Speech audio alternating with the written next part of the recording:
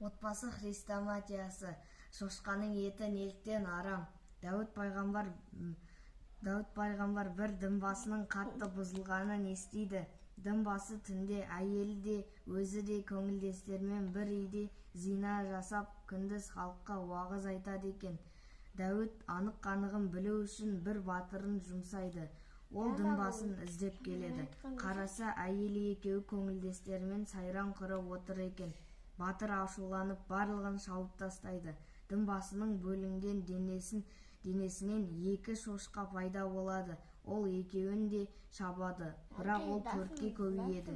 Төртеуін шапса, ол 8-ге айналады. Шошқаны қанша бөлшектесе, сонша есеге көбейе беріпті. Амалы құрыған батыр пайғамбарға келеді. Ей Дәуіт, дінбасыны өлтіріп едім, шошқаға айналды. Шошқаны өлтірсем көбейе береді, не істеймін, дейді Дәуіт. Дінбасы Алланың кәріне ұшыраған, жер қабылдамады, азғаны үшін шошқаға айналды.